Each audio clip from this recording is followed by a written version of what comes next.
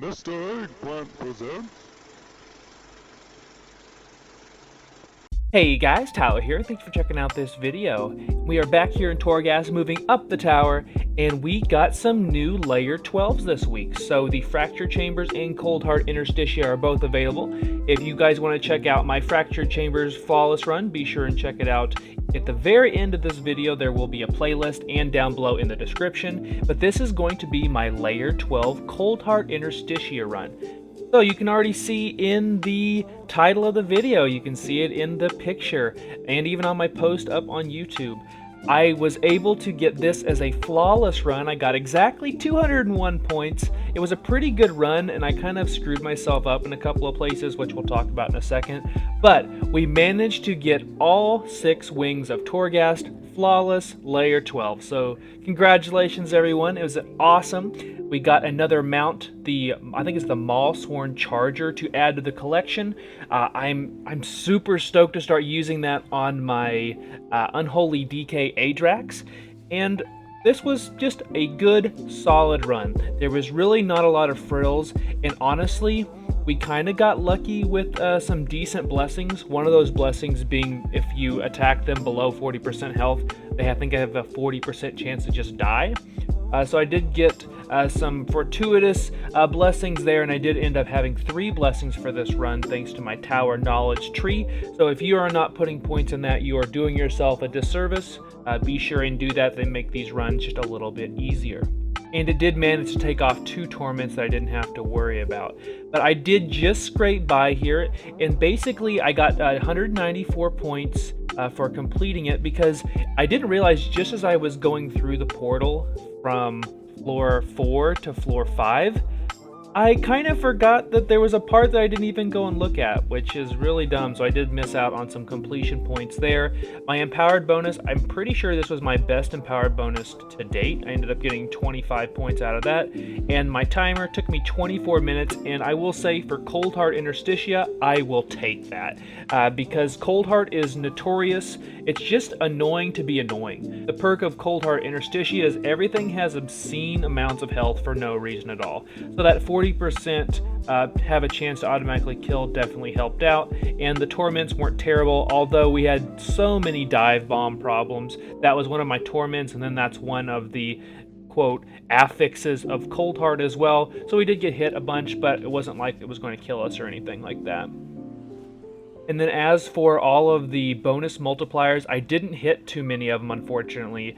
We didn't get hit by traps. We robbed the broker, which if we didn't rob the broker, we lose. We don't get 200 points. And we made sure and had 500 Phantasma at the end of the run.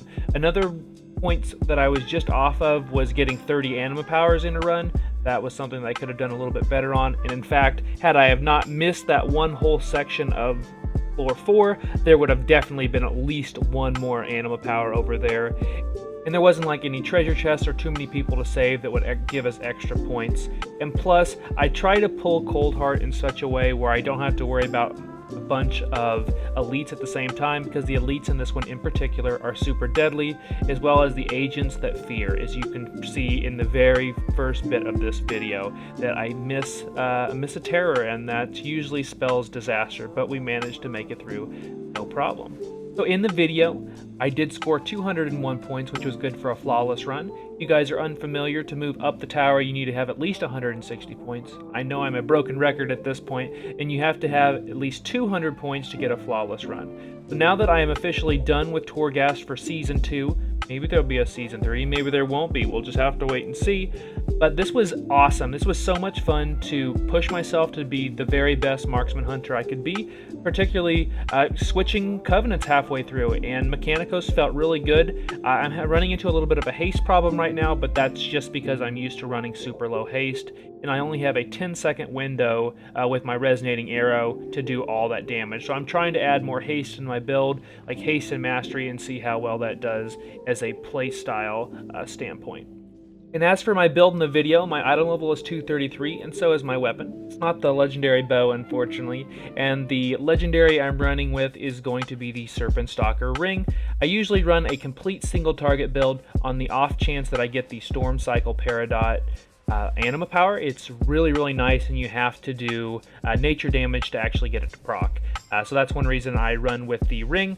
Other than that, I feel like the single target bosses are more of an issue than the AOE, and particularly since we moved from Night Fae to Kyrian, I feel like I've just done so much better. I think things are a lot more smooth when I'm running through here, and Mikanikos is a lot of fun because we have Brawny. He likes to come out every once in a while and does some okay damage. I just kind of like him just running around. He's pretty cool, and he does give us a little bit of a buff.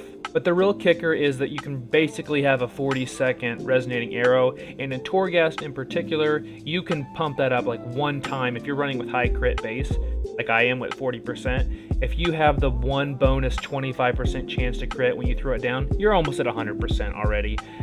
In fact, you're at 95%, so that is almost 100%. So you're already doing obscene amounts of damage, and you can pull these in such a way where you can throw a binding shot down so they all get tethered. That way they're not hitting your pet, and then you just throw that resonating arrow down and you just absolutely annihilate them, which I did do several times in both the Fractured Chambers and the Coldheart Interstitia run. But let me know how you guys are doing in Torghast. Have you been trying to tackle those flawless runs and get into your adamant vaults at least once a week? I've been trying to do that, made sure and got the mount, so that was a check off for 9.1. I've been trying to hit the adamant vaults every week to get a chance at least to upgrade all my conduits, which I did get again this week. And I'm really excited to jump back into Sanctum of Domination come Tuesday. I guess it's actually this evening. My days are really kind of melding together at this point. But I'm really hoping maybe I get gear off of Sylvanas. We have 2 hunters in our group, including myself. We have yet to see a single hunter drop yet. As in, neither of us on all 4 kills we have got something to drop, and we've not seen anything out of our vault from her. So I'm hoping maybe this is the week where we see some Sylvanas action. I'd love to see that legendary bow, but I'll definitely take the back piece in the meantime. So thank you guys for watching. Consider subscribing if you haven't already. Thank you guys for getting me over 4,100 subscribers here on YouTube. This is just such a fun hobby, and I wouldn't do it without you guys. So thank you guys so much for that. And be sure and follow me over at Twitch at twitch.tv/Mr. I will give you a disclaimer. I don't do a lot of World of Warcraft stuff over there, though. If you are following me there expecting WoW, I will probably not be doing that. I do some other games, vintage video games, Nintendo stuff, that sort of thing. But thank you guys for watching. Best of luck in Raid and in Torghast and anything else you're doing here in 9.1, and I'll see you in the next video.